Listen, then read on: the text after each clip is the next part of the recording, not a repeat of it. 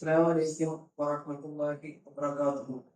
الحمد لله رب العالمين والصلاة والسلام على أشرف الأنبياء والمرسلين نبينا محمد وعلى آله وصحبه أجمعين أما بعد.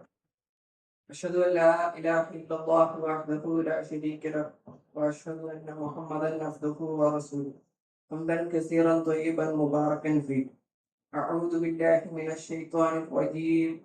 بسم الله الرحمن الرحيم. فتعالى الله الملك الحق ولا تعجل بالقرآن من قبل أن يقضى إليك وحيه وقل رب زدني علما. ആദരണീയരായ KNM ഭാരവാഹികളെ, പ്രവർത്തകരെ, ബഹുമാന്യരായ പണ്ഡിതന്മാരെ, പ്രിയപ്പെട്ട സഹോദരി സഹോദരന്മാരെ, കുഞ്ഞുമക്കളെ, അള്ളാഹുവിന്റെ അപാരമായ അനുഗ്രഹത്താൽ വീണ്ടും ഒരു കുടുംബ സംഗമത്തിനായി നാം ഇന്നിവിടെ ഒത്തുചേർന്നിരിക്കുകയാണ്. അമാനി മൗലവിയുടെ തഫ്സീർ അടിസ്ഥാനമാക്കി ഇസ്ലാഹി പ്രസ്ഥാനം സംഘടിപ്പിക്കുന്ന ലേൺ ദി ഖുർആൻ, വെളിച്ചം എന്നീ അന്താരാഷ്ട്ര പരീക്ഷകളിൽ മുൻ വർഷങ്ങളിലെ പോലെ ഈ വർഷവും നമ്മുടെ പള്ളിയിലെ പഠിതാക്കൾ മികച്ച പ്രകടനം കാഴ്ചവെച്ചു. അങ്ങനെ വിജയികളെ അനുമോദിക്കുന്നതിനും വൈജ്ഞാനികമായ പ്രഭാഷണങ്ങൾ കേൾക്കുന്നതിനുമായുള്ള കുടുംബ സംഗമത്തിലാണ് നാം ഇന്നുള്ളത്. ഈ സദസ്സിന് അള്ളാഹുവിന്റെ എല്ലാവിധ അനുഗ്രഹവും പ്രകാശവും ഉണ്ടാകട്ടെ എന്ന് ആത്മാർത്ഥമായി പ്രാർത്ഥിക്കുന്നു. ഇത്തരം പരിപാടികളിലൂടെ നാം നേടിയെടുക്കുന്ന അറിവുകൾ നമുക്ക് ജീവിതത്തിൽ പ്രയോജനപ്പെടുത്താൻ കഴിയുമാറാകട്ടെ. ഇങ്ങനെ ഒരു വേദിയിൽ നിന്ന് പ്രസംഗിക്കുന്നതോ ഒരു ക്ലാസ് എടുക്കുന്നതോ എനിക്ക് അത്രയ്ക്ക് പരിചിതമോ ശീലമുള്ളതോ ആയ കാര്യമല്ല. എന്നിരുന്നാലും ചങ്ങനാശ്ശേരി സലഫി മസ്ജിദ് കമ്മിറ്റി എനിക്ക് നൽകിയ ഈ വിശ്വാസവും ഉത്തരവാദിത്വവും കണക്കിലെടുത്ത് എന്നാൽ കഴിയുന്ന വിധത്തിൽ ഞാൻ പഠിച്ചതും മനസ്സിലാക്കിയതും അറിഞ്ഞതുമായ ചില കാര്യങ്ങൾ നിങ്ങൾക്ക് കൂടി പറഞ്ഞു തരുന്നതിനായി ശ്രമിക്കാം. നമ്മുടെ ഇന്നത്തെ വിഷയവും അത് തന്നെയാണ്, അറിവ് അഥവാ വിജ്ഞാനം. സമ്പാദിക്കുന്നതിന്റെയും അത് പകർന്നു നൽകുന്നതിന്റെയും ഇസ്ലാമികമായ അടിത്തറകൾ. ഈ വിഷയം കൂടുതൽ മനസ്സിലാക്കണമെങ്കിൽ നാം മനുഷ്യരാശിയുടെ ചരിത്രത്തിൽ തന്നെ ഏറ്റവും വലിയ വഴിത്തിരിവ് ഉണ്ടാക്കിയ ആ സന്ദർഭത്തിലേക്ക് മടങ്ങിപ്പോകേണ്ടതുണ്ട്. സമൂഹത്തിൽ അജ്ഞതയും അന്ധകാരവും നിറഞ്ഞിരുന്ന ഒരു കാലഘട്ടം. അവിടെ ഒരു പണ്ഡിതനല്ലാത്ത, ഒരു സർവകലാശാലയിലും പഠിച്ചിട്ടില്ലാത്ത 40 വയസ്സുള്ള നിരക്ഷരനായ ഒരു വ്യക്തി ഒരു സമൂഹത്തിന്റെയും സമുദായത്തിന്റെയും അധ്യാപകനായി മാറിയ മഹത്തായ ആ ചരിത്രം. ഹിറാ ഗുഹയിൽ ഏകാന്ത ധ്യാനത്തിലിരുന്ന മുഹമ്മദ് നബി സല്ലല്ലാഹു അലൈഹി വസല്ലമയ്ക്ക് ജിബ്രീൽ അലൈഹിസ്സലാം മുഖേന അള്ളാഹു ആദ്യമായി ഇറക്കിക്കൊടുത്ത വചനം എന്തായിരുന്നു? ഇഖ്റ, നീ വായിക്കുക, ബിസ്മി റബ്ബിക്കൽ ലദീ ഖലഖ്, നിന്നെ സൃഷ്ടിച്ച നിന്റെ രക്ഷിതാവിന്റെ നാമത്തിൽ. ഖുർആന്റെ ആദ്യ വചനം തന്നെ അറിവിലേക്കുള്ള വിളിയായിരുന്നു.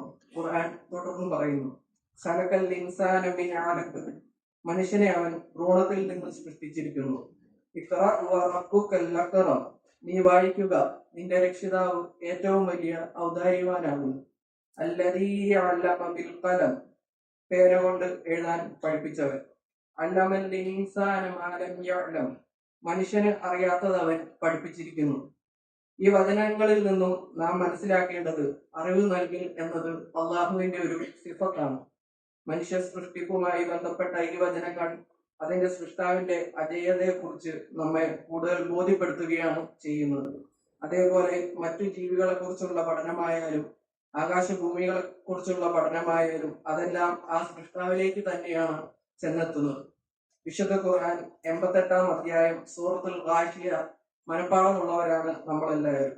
അതിലെ 17 മുതൽ 20 വരെയുള്ള വചനങ്ങളിലൂടെ അല്ലാഹു ചോദിക്കുന്നു, അഫലാ യൻദുറൂന ഇലൽ ഇബ്ലി കൈഫ ഖുലിഖത്, ഒട്ടകത്തിന്റെ നേർക്ക് അവർ നോക്കുന്നില്ലേ, അത് എങ്ങനെയാണ് സൃഷ്ടിക്കപ്പെട്ടിരിക്കുന്നതെന്നും. ആകാശത്തേക്ക് നോക്കുന്നില്ലേ, അത് എങ്ങനെയാണ് ഉയർത്തപ്പെട്ടിരിക്കുന്നതെന്ന്. പർവ്വതങ്ങളിലേക്ക് നോക്കുന്നില്ലേ, അത് എങ്ങനെയാണ് നാട്ടി നിർത്തപ്പെട്ടിരിക്കുന്നതെന്ന്. ഭൂമിയിലേക്ക് നോക്കുന്നില്ലേ, അത് എങ്ങനെയാണ് പരത്തപ്പെട്ടിരിക്കുന്നതെന്ന്. ഇവയെല്ലാം തന്നെ യുക്തിപരമായും ശാസ്ത്രീയമായും അറിയുകയും പഠനത്തിന് വിധേയമാക്കുകയും ചെയ്യുമ്പോൾ എല്ലാം തനിയെ ഉണ്ടായി ചിട്ടപ്പെടുത്തു എന്ന വാദം ശരിയല്ലെന്നും ഇതിന്റെ എല്ലാം പിന്നിൽ ഇവയെല്ലാം സൃഷ്ടിച്ച് സംവിധാനിക്കുന്ന ഒരു സൃഷ്ടാവുണ്ടെന്നുമുള്ള സത്യത്തിലേക്ക് നമ്മൾ പഠിക്കുന്നു. ഇന്ന് ലോകം വിജ്ഞാനത്തിന്റെ നെറുകയിലാണ്. മനുഷ്യർ അറിവിന്റെ വിവിധ മേഖലകളിൽ വലിയ കുതിച്ചുചാട്ടങ്ങൾ നടത്തുന്നു. എന്നാൽ ഗൗരവകരമായ ഒരു സത്യം നാം മറന്നുകൂടാ. വിജ്ഞാനം കൊണ്ട് യഥാർത്ഥത്തിൽ എന്താണോ നേടിയെടുക്കേണ്ടത് അത് നേടുന്നതിൽ നാം പരാജയപ്പെടുന്നു എന്ന് ചിന്തിക്കണം. ഈ സന്ദർഭത്തിൽ ഇമാം ബൈഹഖി തന്റെ മനാഖിബു ഷാഫി എന്ന ഗ്രന്ഥത്തിൽ രേഖപ്പെടുത്തിയ മഹാനായ ഇമാം ഷാഫി റഹ്മത്തുള്ള വിദ്യ തേടി മദീനയിലേക്ക് പോകാൻ തയ്യാറായപ്പോൾ അദ്ദേഹത്തിന്റെ മാതാവ് നൽകിയ ഉപദേശം വിവരിക്കുന്ന ഒരു സംഭവം നമ്മൾ ഓർക്കാം. അങ്ങേയറ്റം ദാരിദ്ര്യത്തിലായിരുന്നതും ആ ഉമ്മ മകനോട് പറഞ്ഞു, മകനെ, അറിവ് നേടിയതിന് ശേഷം മാത്രമേ നീ ഇനി എന്നെ കാണാൻ വരാവൂ. ഈ ലോകത്ത് വെച്ച് ഇനി നമ്മൾ കണ്ടില്ലെങ്കിലും നമുക്ക് പരലോകത്ത് വെച്ച് കാണാം. അങ്ങനെ വർഷങ്ങൾക്ക് ശേഷം വലിയ പണ്ഡിതനായി മടങ്ങിയെത്തിയ ഇമാം ഷാഫി റഹ്മത്തുള്ള വീടിന് പുറത്തുനിന്ന് വിളിച്ചപ്പോൾ ഉമ്മ ചോദിച്ചു, നീ എന്തുമായാണ് വന്നത്? അപ്പോൾ അദ്ദേഹം മറുപടി നൽകിയത്, ഉമ്മ, ഞാൻ വലിയ അറിവുമായാണ് വന്നിരിക്കുന്നത്. ആ സന്ദർഭത്തിൽ ആ ഉമ്മ മകനോട് ചോദിച്ച മറുചോദ്യം ഇതാണ്, ആ അറിവ് നിന്റെ സ്വഭാവത്തിൽ മാറ്റം വരുത്തിയോ? അത് വരുത്തി എന്ന് ഉറപ്പായപ്പോൾ മാത്രമാണ് ആ ഉമ്മ ആ മകനെ സ്വീകരിച്ചത്. പ്രിയപ്പെട്ടവരെ, അറിവ് എന്നത് വെറും വിജ്ഞാനം ശേഖരിക്കലല്ല, മറിച്ച് അത് നമ്മെ അള്ളാഹുവിലേക്ക് അടുപ്പിക്കുകയും നമ്മുടെ സ്വഭാവത്തിൽ മാറ്റം വരുത്തുകയും ചെയ്യേണ്ട ഒന്നാണ്. ഇന്ന് നാം കാണുന്ന കാഴ്ച എന്താണ്? വിജ്ഞാനം വർദ്ധിക്കും തോറും മനുഷ്യൻ തന്റെ സൃഷ്ടാവിലേക്ക് അടുക്കുന്നതിന് പകരം അവനിൽ നിന്ന് അകന്നു പോകുന്നു. ഒന്നുകിൽ ദൈവ നിഷേധത്തിലേക്ക്, അല്ലെങ്കിൽ തികച്ചും വികലമായ വിശ്വാസങ്ങളിലേക്ക് ആളുകൾ വഴിമാറുന്നു. ഇതിന്റെ പിന്നിലെ പ്രധാന കാരണം ദീനി വിജ്ഞാനത്തിന്റെ സ്രോതസ്സുകളിൽ നിന്ന് ആളുകൾ അകന്നുപോയി എന്നുള്ളതാണ്. ശരിയായ ദീനി വിജ്ഞാനം കരസ്ഥമാക്കുന്നവർക്ക് മാത്രമേ യഥാർത്ഥമായ ഈമാൻ ആർജിച്ചെടുക്കാൻ കഴിയുകയുള്ളൂ. വിശുദ്ധ ഖുർആൻ 10-ാം അധ്യായം സൂറത്തുൽ യൂനുസിന്റെ 101-ാം വചനത്തിൽ പറയുന്നു, നബിയെ പറയുക, ആകാശങ്ങളിലും ഭൂമിയിലും എന്തൊക്കെയാണുള്ളതെന്ന് നിങ്ങൾ നോക്കുവിൻ.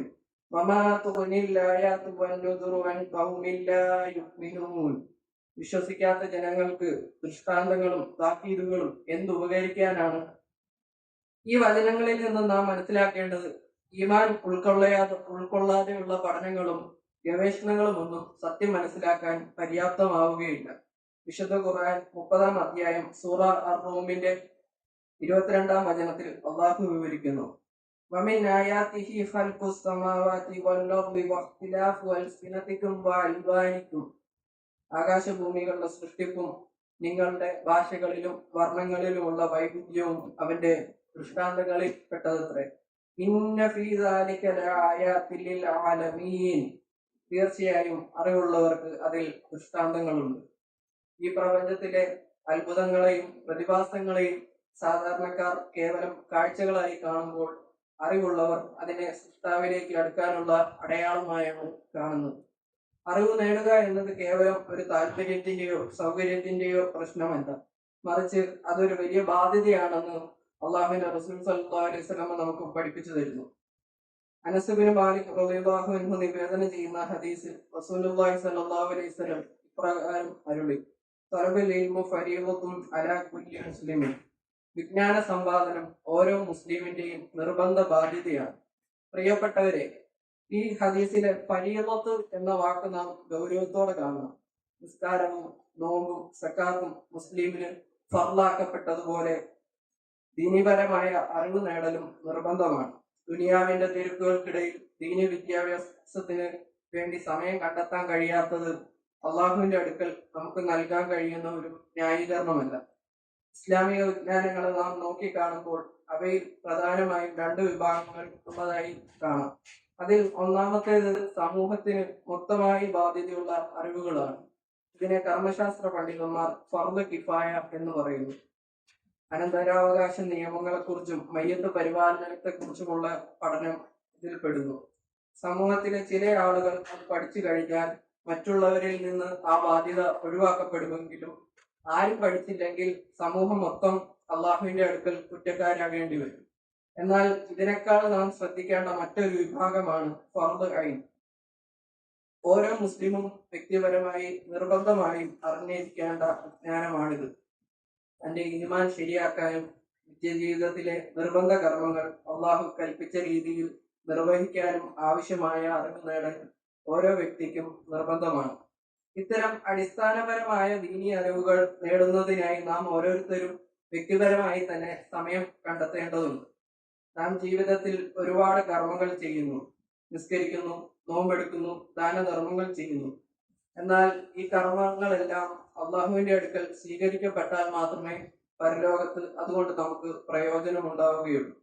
ഒരു കർമ്മം അള്ളാഹു സ്വീകരിക്കണമെങ്കിൽ അതിന് പ്രധാനമായും 2 മാനദണ്ഡങ്ങളാണ് ഉള്ളത്. ഒന്ന്, ആ കർമ്മം അള്ളാഹുവിന് വേണ്ടി മാത്രം ഇഖ്ലാസോടെ ചെയ്യുന്നതാണ്.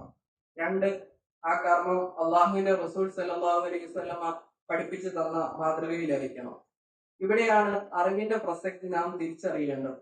അള്ളാഹുവിന്റെ റസൂൽ സല്ലല്ലാഹു അലൈഹി വസല്ലമ പഠിപ്പിച്ചു തന്ന ശരിയായ രീതി ഏതെന്നറിയാതെ നമുക്ക് എങ്ങനെയാണ് ഒരു കർമ്മം കൃത്യമായി ചെയ്യാൻ സാധിക്കുക? അറിവില്ലാതെ ചെയ്യുന്ന കർമ്മങ്ങൾ ഒരുപക്ഷെ ലക്ഷ്യം കാണാതെ പോയേക്കാം. കൃത്യമായ അറിവോടെ ചെയ്യുന്ന ഒരു ചെറിയ കർമ്മം പോലും അറിവില്ലാതെ ചെയ്യുന്ന വലിയ കർമ്മങ്ങളെക്കാൾ അള്ളാഹുവിന്റെ അടുക്കൽ സ്വീകരിക്കപ്പെട്ടേക്കാം. അറിവുള്ളവരും അറിവില്ലാത്തവരും തമ്മിലുള്ള വ്യത്യാസം വിശുദ്ധ ഖുർആൻ നമ്മെ ഉണർത്തുന്നുണ്ട്. സൂറത്ത് സുമറിലെ 9-ാം വചനത്തിലൂടെ അള്ളാഹു ചോദിക്കുന്നു, ഖുൽ ഹൽ യസ്തവിൽ ലദീന യഅലമൂന വല്ലദീന ലാ യഅലമൂൻ.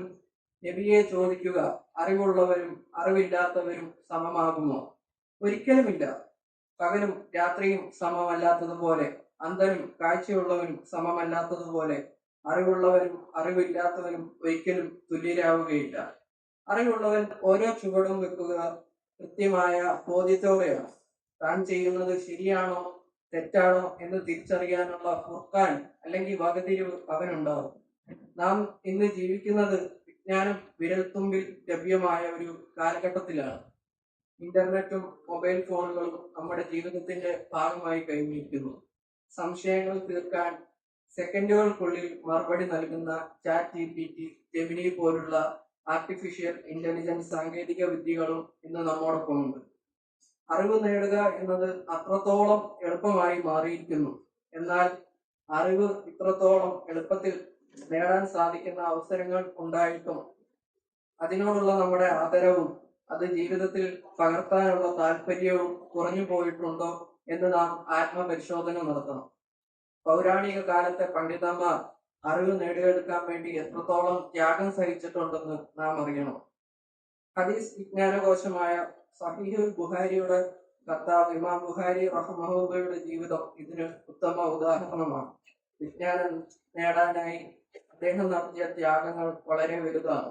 അദ്ദേഹത്തിന്റെ ശിഷ്യനായ മുഹമ്മദ് ബിൻ യൂസുഫ് അൽ ഫുർബരി വിവരിക്കുന്നു, ഹദീസുകൾ ക്രോഡീകരിക്കുന്ന കാലത്ത് രാത്രി ഉറങ്ങാൻ കിടന്നാൽ പെട്ടെന്ന് വല്ല ഓർമ്മയോ ചിന്തയോ വന്നാൽ അദ്ദേഹം എഴുന്നേറ്റ് വിളക്ക് കൊളുത്തി ആ ഹദീസ് കുറിച്ചു വെക്കും. ശേഷം വിളക്കണച്ച് വീണ്ടും കിടക്കും. അല്പം കഴിഞ്ഞാൽ വീണ്ടും എഴുന്നേറ്റ് വിളക്ക് കൊളുത്തി അറിവ് കുറിച്ചു വെക്കും. ഇങ്ങനെ ഒരു രാത്രിയിൽ തന്നെ അദ്ദേഹം 20ഓളം തവണ എഴുന്നേക്കുമായിരുന്നു. അറിവ് നഷ്ടപ്പെട്ടു പോകുമോ എന്ന ഭയവും അതിനോടുള്ള അതിയായ താല്പര്യവുമാണ് അദ്ദേഹത്തെ ഇതിന് പ്രേരിപ്പിച്ചത്. അറിവിനോടുള്ള അദ്ദേഹത്തിന്റെ സൂക്ഷ്മതയും സത്യസന്ധതയും അതിശയിപ്പിക്കുന്നതാണ്. ഒരിക്കൽ ഒരു ഹദീസ് തേടി അദ്ദേഹം ഒരാളുടെ അടുത്തെത്തി. എന്നാൽ ആ മനുഷ്യൻ ഒഴിഞ്ഞ പാത്രം കാട്ടി ഭക്ഷണം ഉണ്ടെന്ന് നടിച്ച് തന്റെ ഒട്ടകത്തെ പറ്റിക്കുന്നത് കണ്ടപ്പോൾ ഇമാം ബുഖാരി അവിടുന്ന് മടങ്ങി. മൃഗത്തോട് പോലും കളവ് കാണിക്കുന്ന ഒരാളിൽ നിന്ന് തനിക്ക് ഹദീസ് വേണ്ട എന്ന അദ്ദേഹത്തിന്റെ ആ നിലപാട് അറിവ് എന്നത് കേവലം വിവരങ്ങളല്ല, മറിച്ച് സത്യസന്ധതയും അള്ളാഹുവിനോടുള്ള ഭയവുമാണ് നമ്മെ പഠിപ്പിക്കുന്നത്. ഇന്നത്തെ പോലെ വിരൽത്തുമ്പിൽ അറിവ് ലഭ്യമാകാത്ത ആ കാലത്ത് ഒരു ചെറിയ പ്രവാചക വചനത്തിനായി പോലും മാസങ്ങളോളം മരുഭൂമിയിലൂടെ യാത്ര ചെയ്യാനും ആയിരക്കണക്കിന് കിലോമീറ്ററുകൾ താണ്ടാനും മടിക്കാത്തവരായിരുന്നു നമ്മുടെ പണ്ഡിതന്മാർ.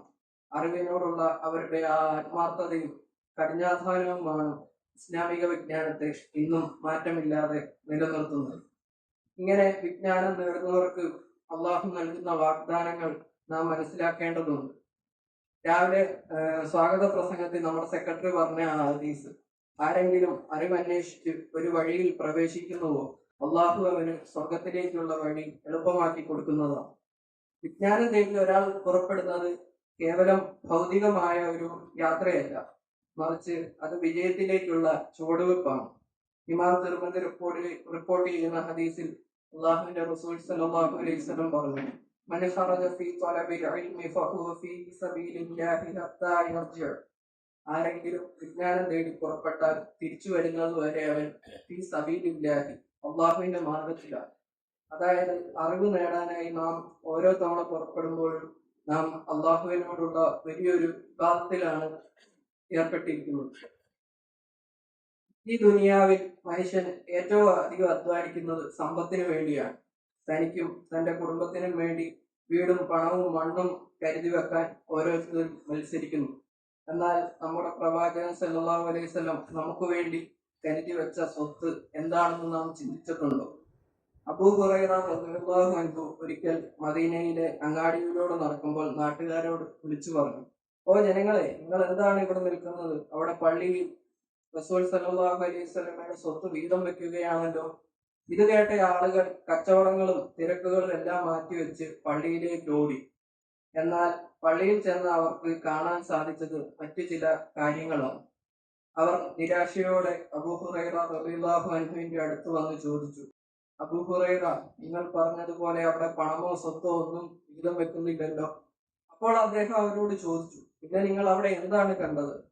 അവർ പറഞ്ഞു, ചിലർ നമസ്കരിക്കുന്നു, ചിലർ ഖുർആൻ ഓതുന്നു, ചിലർ ഹലാൽ ഹറാമുകൾ പഠിക്കുന്നു. അപ്പോൾ അദ്ദേഹം അവരോട് പറഞ്ഞു, അത് തന്നെയാണ് മുഹമ്മദ് നബി സല്ലല്ലാഹു അലൈഹി വസല്ലമയുടെ അനന്തരാവകാശ സ്വത്ത്. പ്രിയപ്പെട്ടവരെ, ഈ പള്ളിയിൽ വെച്ച് ഇന്ന് നടത്തുന്ന ഈ അനുമോദനവും കുടുംബസംഗമവും ക്ലാസും ഒക്കെ ആ പ്രവാചക സ്വത്ത് വിഹിതം വെക്കുന്നതിന്റെ ഭാഗമാണ് എന്ന് നാം തിരിച്ചറിയണം.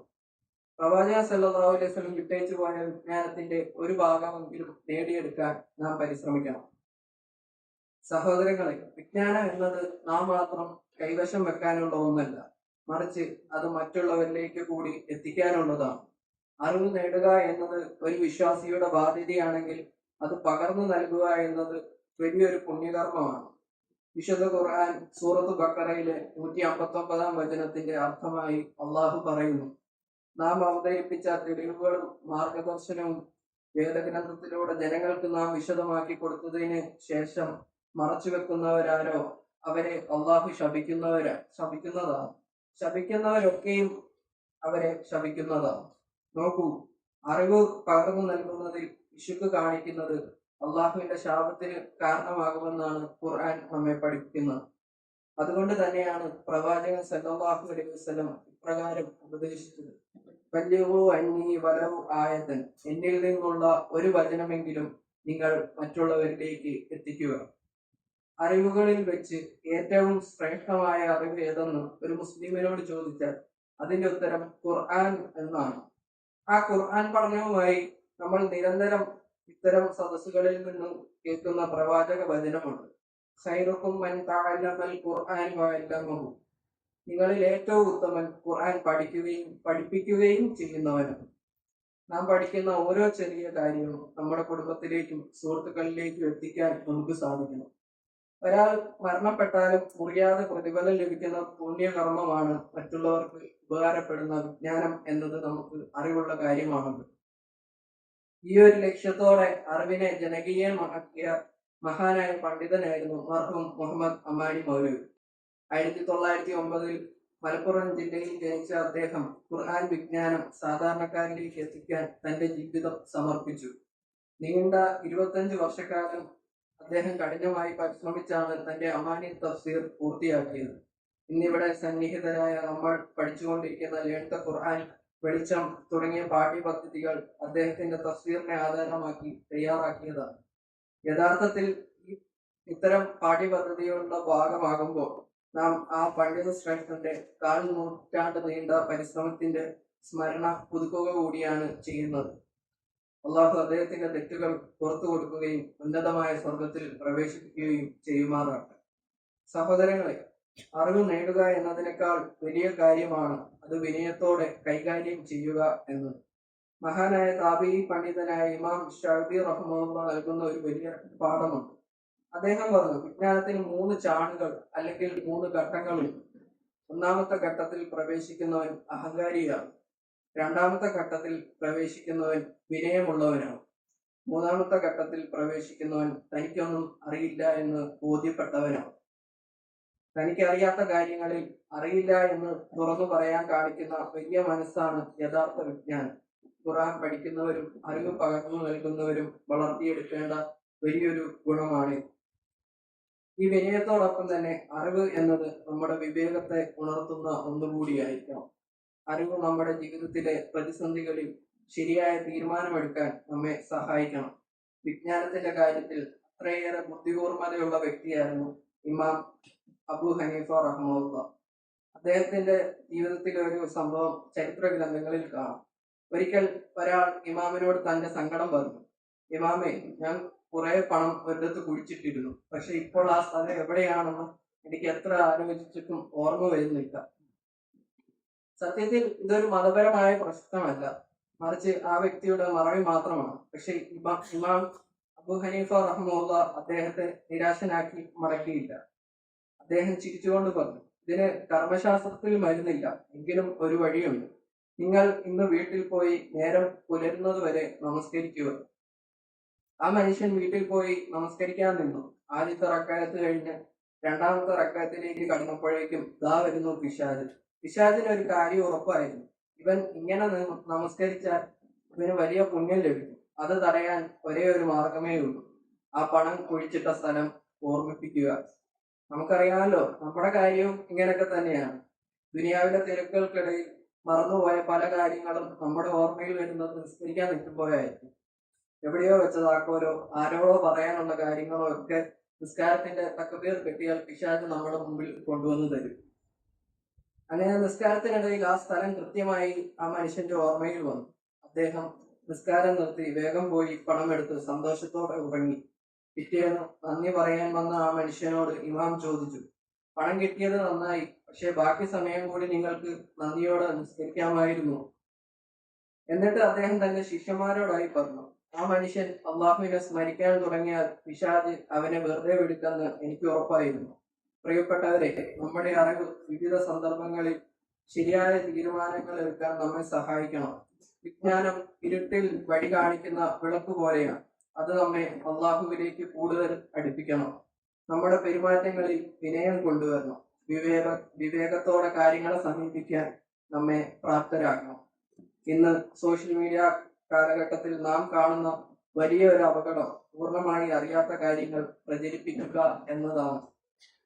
വാട്സാപ്പിലും ഫേസ്ബുക്കിലും വരുന്ന വ്യാജ സന്ദേശങ്ങൾ, എന്തിനേറെ അള്ളാഹുവിന്റെ റസൂൽ സല്ലല്ലാഹു അലൈഹി വസല്ലമയുടെ പേരിൽ വരുന്ന വ്യാജമായ ഹദീസുകൾ പോലും ഒട്ടും ചിന്തിക്കാതെ കൈമാറുന്ന രീതി നമുക്കിടയിലുണ്ട്.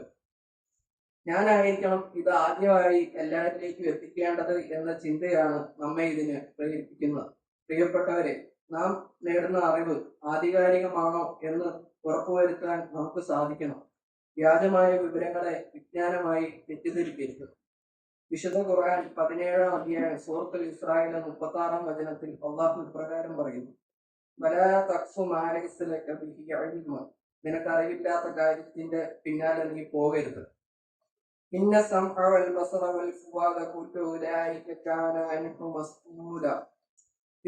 തീർച്ചയായും കേൾവി, കാഴ്ച, ഹൃദയം എന്നിവയെ പറ്റിയെല്ലാം ചോദ്യം ചെയ്യപ്പെടുന്നതാണ്. അതുകൊണ്ട് ആധികാരികമായ സ്രോതസ്സുകളിൽ നിന്ന് മാത്രം അറിവ് സ്വീകരിക്കാനും ലഭിക്കുന്ന കാര്യങ്ങൾ കൃത്യമായി ബോധ്യപ്പെട്ടതിന് ശേഷം മാത്രം ജീവിതത്തിൽ പകർത്താനും പ്രചരിപ്പിക്കാനും നമുക്ക് ജാഗ്രതയുണ്ടാകണം.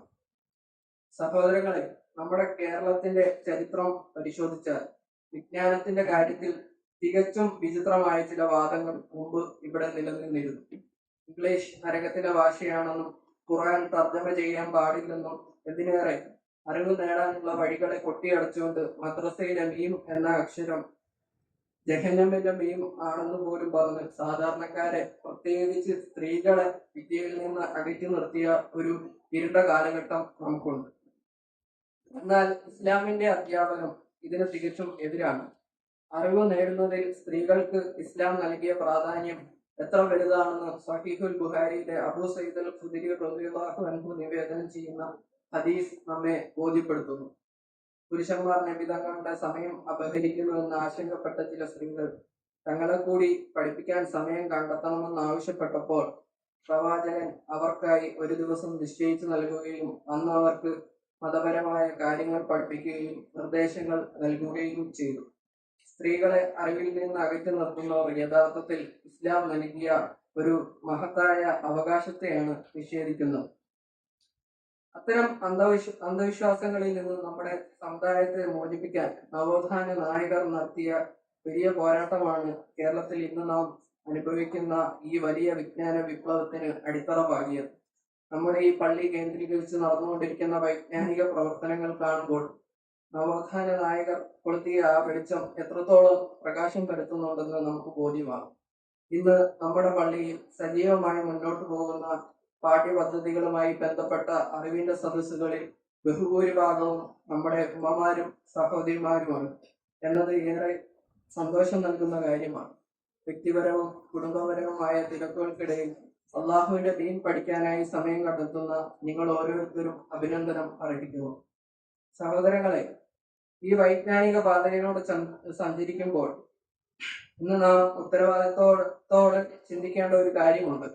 ഭൗതികമായ നേട്ടങ്ങൾക്ക് വേണ്ടി നാം നമ്മുടെ മക്കൾക്ക് വിദ്യാലയങ്ങൾ തിരഞ്ഞെടുക്കുമ്പോൾ അവരുടെ ഹൃദയങ്ങളിൽ ഈമാനികമായ വെളിച്ചം പകരാനും അത് നിലനിർത്താനും കഴിയുന്ന ഇടങ്ങളാണോ അവയെന്ന് മാതാപിതാക്കൾ പ്രത്യേകം ശ്രദ്ധിക്കേണ്ടതുണ്ട്. തീർച്ചയായും നമ്മുടെ കേരളം എന്നും ഐക്യത്തിനും സാഹോദര്യത്തിനും പേരുകേട്ട നാടാണ്. എല്ലാ മതസ്ഥരും സ്നേഹത്തോടെയും സഹകരണത്തോടെയും ജീവിക്കുകയും സഹോദര മതസ്ഥരുടെ സ്ഥാപനങ്ങളിലും മറ്റും പഠിച്ചു വളരുകയും ചെയ്യുന്ന മനോഹരമായ ഒരു സംസ്കാരമാണ് നമ്മുടെ നാടിനുള്ളത്. ഈ സൗഹൃദാന്തരീക്ഷത്തിൽ തന്നെ നമ്മുടെ മക്കൾക്ക് അവരുടെ വിശ്വാസപരമായ കാര്യങ്ങളും മൗലികമായ ദീനി നിയമങ്ങളും കൃത്യമായി പാലിക്കാൻ കഴിയുന്ന സാഹചര്യമുണ്ടെന്ന് നാം ഉറപ്പുവരുത്തണം. കുറച്ചു മാസങ്ങൾക്ക് മുമ്പ് പള്ളുരുത്തിയിലെ ഒരു സ്കൂളിൽ നടന്ന ഒരു മുസ്ലിം കുട്ടിക്ക് ഹിജാബ് വിലക്കിയതുപോലുള്ള ഒറ്റപ്പെട്ട സംഭവങ്ങൾ നമ്മുടെ കാര്യത്തിൽ ആവർത്തിക്കാതിരിക്കാൻ നാം ശ്രദ്ധിക്കണം. ഒരു മേശയുടെ ഇരുവശങ്ങളിൽ ഇരുന്ന് സംസാരിച്ച് വളരെ ലളിതവും രമ്യവുമായി പരിഹരിക്കേണ്ട കാര്യങ്ങൾ വിവാദങ്ങളാക്കി ചാനൽ മുറികളിൽ ഇരിക്കുന്നവർക്ക് ചർച്ച ചെയ്യാനുള്ള വിഭവങ്ങളായി മാറ്റിയതുപോലുള്ള സംഭവങ്ങൾ നമ്മുടെ കുട്ടികളുടെ കാര്യത്തിൽ ഒരിക്കലും സംഭവിക്കാൻ പാടില്ലാത്തതാണ്. സമാധാനപരമായ ചർച്ചകളിലൂടെയും കൃത്യമായ ബോധ്യപ്പെടുത്തലുകളിലൂടെയും നമ്മുടെ മക്കൾക്ക് മതപരമായ അവകാശങ്ങൾ ഉറപ്പുവരുത്തുകയാണ് വേണ്ടത്. വിശ്വാസികളെ, നാം നേടുന്ന അറിവിൽ അള്ളാഹുവിന്റെ അനുഗ്രഹവും ഫലവും ഉണ്ടാകണമെങ്കിൽ അതിനായി നാം നിരന്തരം അള്ളാഹുവിനോട് പ്രാർത്ഥിക്കേണ്ടതുണ്ട്. വിശുദ്ധ ഖുർആനിലൂടെ അള്ളാഹു പ്രവാചകൻ സല്ലല്ലാഹു അലൈഹി വസല്ലമയോട് പറയാൻ കൽപ്പിച്ച മനോഹരമായ ഒരു പ്രാർത്ഥനയാണ്. സൂറത്ത് താഹയിലെ 114 വചനത്തിലൂടെ അള്ളാഹു പഠിപ്പിക്കുന്നു, റബ്ബി സിദ്നി ഇൽമാ, എന്റെ രക്ഷിതാവേ, എനിക്ക് നീ വിജ്ഞാനം വർദ്ധിപ്പിച്ചു തരണമേ. അറിവിന്റെ ഉടമയായ അള്ളാഹുവിനോട് നേരിട്ട് വിജ്ഞാനത്തിനായി തേടാനാണ് ഖുർആൻ നമ്മെ പഠിപ്പിക്കുന്നത്. അതുപോലെ തന്നെ പ്രവാചകൻ മുഹമ്മദ് സല്ലല്ലാഹു അലൈഹി വസല്ലം തന്റെ ജീവിതത്തിൽ സ്ഥിരമായി നടത്തിയിരുന്ന പ്രാർത്ഥനകളും നമുക്ക് മാതൃകയാണ്. അദ്ദേഹം അള്ളാഹുവിനോട് ഇങ്ങനെ ചോദിക്കുമായിരുന്നു, അല്ലാഹുമ്മ ഇന്നി അസ്അലുക ഇൽമൻ നാഫിയ, അള്ളാഹുവേ, ഉപകാരപ്രദമായ അറിവിനെ ഞാൻ നിന്നോട് ചോദിക്കുന്നു. വിജ്ഞാനം ലഭിക്കാൻ മാത്രമല്ല, ലഭിച്ച അറിവ് കൊണ്ട് ജീവിതത്തിൽ പ്രയോജനം ഉണ്ടാകാനും നബി സല്ലല്ലാഹു അലൈഹി വസല്ലം പ്രാർത്ഥിച്ചിരുന്നു. അല്ലാഹുമ്മ അൻഫഅനി ബിമാ അല്ലംതനി വഅല്ലിംനി മാ യൻഫഉനി. അല്ലാഹുവേ, നീ എനിക്ക് പഠിപ്പിച്ചു തന്ന കാര്യങ്ങൾ കൊണ്ട് എനിക്ക് ഉപകാരം നൽകണമേ. എനിക്ക് ഉപകാരപ്പെടുന്ന കാര്യങ്ങൾ നീ എനിക്ക് പഠിപ്പിച്ചു തരികയും ചെയ്യണമേ. ഈ പ്രാർത്ഥനകൾ കേവലം നാവിൽ ഒതുങ്ങേണ്ടതല്ല, മറിച്ച് ഇവ അറിവ് നേടുന്ന ഓരോ വിശ്വാസിയുടെയും ആത്മാവിൽ നിന്നും ഉയർന്നു വരുന്നു. ഈ പ്രാർത്ഥനകൾ നിത്യജീവിതത്തിൽ ശീലമാക്കാൻ നാം ശ്രമിക്കുക. അതിനുള്ള തൗഫീഖ് അല്ലാഹു നമുക്ക് പ്രദാനം ചെയ്യുമാറാകട്ടെ. ഇത്തരം അറിവിന്റെ സദസ്സുകളിൽ നാം ഒത്തുകൂടുന്ന പോലെ നാളെ സ്വർഗത്തിലും ഒത്തുകൂടാൻ നമുക്ക് സാധിക്കുമാറാകട്ടെ. ഇത്തരം വൈജ്ഞാനിക സദസ്സുകളിൽ നിന്നും നാം നേടിയെടുക്കുന്ന അറിവുകൾ നമ്മെ വിവേകികളാക്കട്ടെ.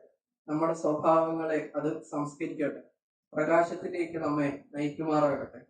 അറിവുള്ളവരായി ജീവിക്കാനും അറിവുള്ളവരായി മരിക്കാനും അള്ളാഹു നമ്മെ അനുഗ്രഹിക്കട്ടെ.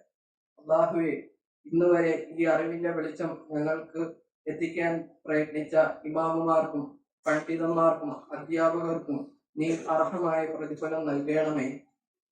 അതിൽ മരണപ്പെട്ടവരുടെ ഖബറുകളെ നീ വിശാലമാക്കി കൊടുക്കണമേ. നാളെ ആ മഹത്തുക്കളോടൊപ്പം നിന്റെ ജന്നാത്തുൽ ഫിർദൗസിൽ പ്രവേശിക്കാൻ ഞങ്ങളെയും നീ അനുഗ്രഹിക്കണമേ. ഞങ്ങളെയും ഞങ്ങളുടെ മാതാപിതാക്കളെയും ഉസ്താദുമാരെയും നീ നിന്റെ സ്വർഗത്തോപ്പുകളിൽ ഒരുമിച്ച് ചേർക്കണമേ. ربنا آتنا في الدنيا حسنة وفي الآخرة حسنة وقنا عذاب النار. ربنا تقبل منا إنك أنت السميع العليم وتب علينا إنك أنت التواب الرحيم. وآخر دعوانا أن الحمد لله رب العالمين.